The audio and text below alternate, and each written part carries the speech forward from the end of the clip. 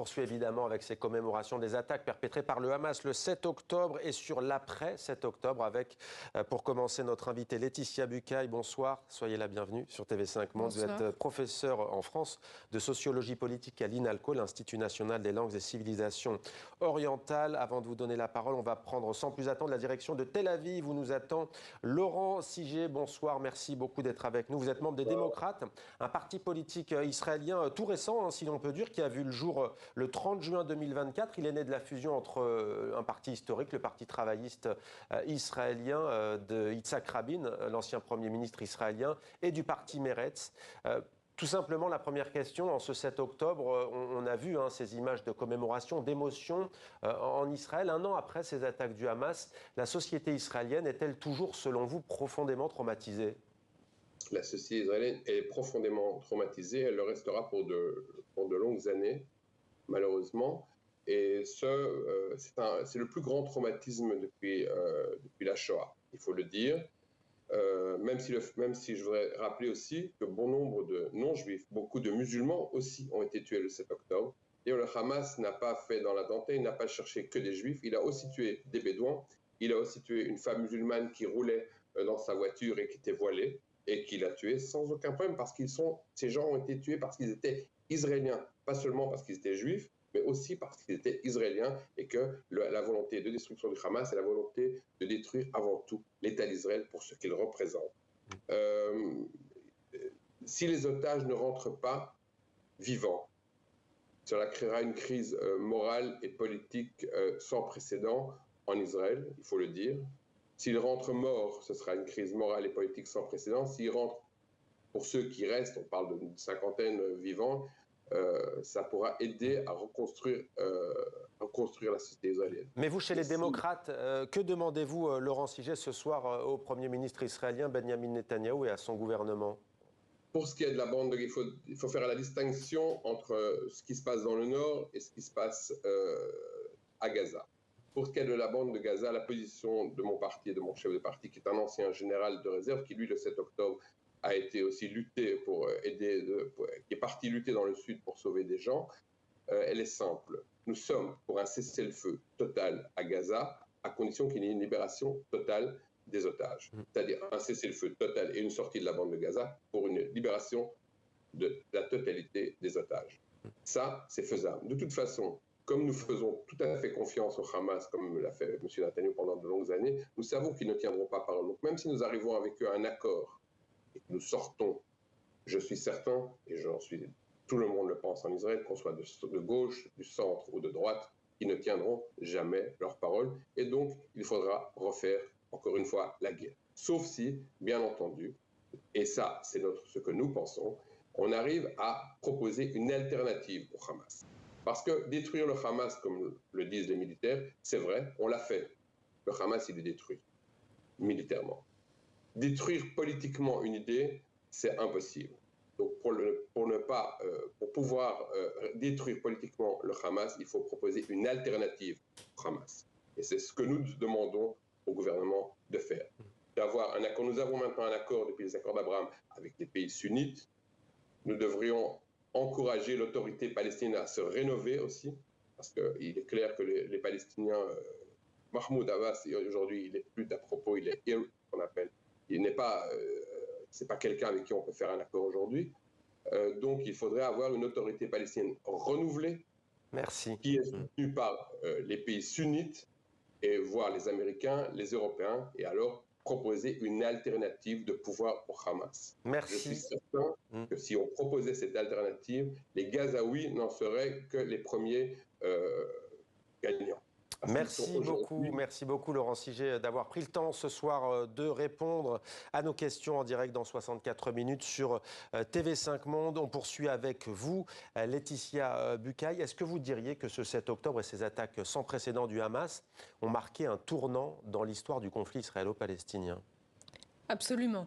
Un tournant parce que l'attaque du Hamas a été d'une violence inouïe et a renversé, au moins momentanément, le rapport de force de manière vraiment extrêmement marquée. on l'a dit, les violences ont été terribles, la cruauté de certains assaillants du Hamas a été totale. Et donc, la société israélienne est traumatisée. Le nombre de morts aussi est très élevé. Et c'est non seulement, d'abord, cette capacité du Hamas qui s'est révélée, alors qu'on ne croyait absolument pas capable de faire ce genre de choses. Hein. C'est-à-dire qu'on était habitué finalement à ce que d'abord, le Hamas fasse des attentats suicides. Ça, c'était plutôt dans les années 90, dans les années 2000. Dans les bus notamment, oui. Et puis, contre des civils israéliens. Donc, le Hamas a toujours assumé le fait de tuer des civils israéliens. Et puis, depuis que le Hamas est au pouvoir à Gaza, qu'il y a ce blocus, le Hamas n'a pas eu la possibilité d'envoyer des Palestiniens se faire sauter dans les bus ou parmi des civils israéliens. Donc, il privilégiait plutôt des tirs de roquettes. Il y a eu plusieurs guerres avec les tirs de roquettes et les représailles et les bombardements israéliens. Tout à fait. Donc, on était habitué à ce genre d'attaque. Et là, il y a eu un changement de braquet avec une attaque d'une ambition totalement nouvelle, avec des moyens inédits, par terre, par mer, par air, et puis cette capacité qui a étonné les Israéliens en premier lieu, cette capacité à franchir la barrière. Ouais. Alors, on aimerait comprendre avec vous une chose. Tout à l'heure, on évoquait les zones d'ombre de ce 7 octobre. La branche politique du Hamas était-elle au courant? Que pouvez-vous nous en dire? Était-elle au courant de ces actions? Pourquoi je vous pose la question? Parce que vous, dans vos travaux de recherche, vous dites que le Hamas, ça peut surprendre, mais une partie du Hamas, il y a des courants différents au sein de ce mouvement palestinien, est pour la solution à 2 États, sur les frontières de 1967, c'est-à-dire depuis l'arrêt de la guerre des 6 jours.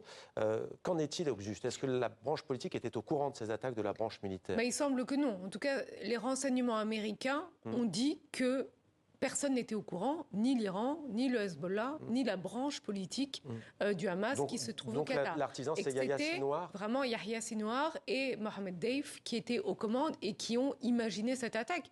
Alors bien sûr, en ayant des appuis et en s'étant formés, en ayant envoyé des personnes de leurs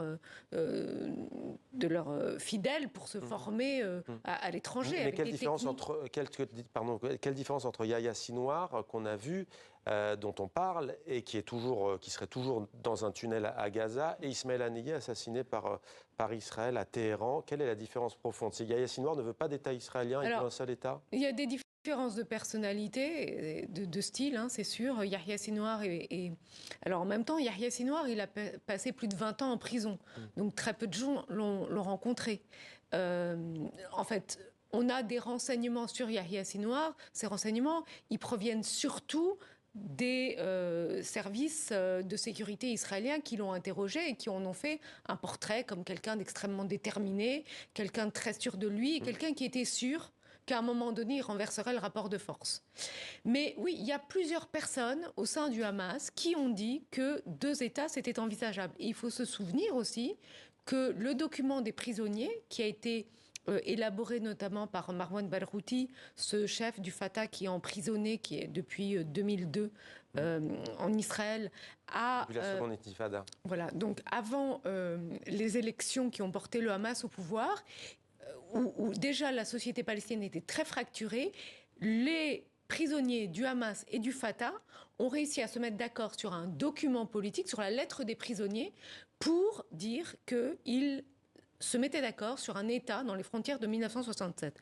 Alors, pour autant, bien sûr, il peut y avoir des doutes qui subsistent. C'est-à-dire, est-ce que c'est juste un calcul politique que beaucoup de partis extrémistes peuvent faire dans le monde, c'est-à-dire avoir une ligne modérée pour, après, dans un second temps, revenir aux sources.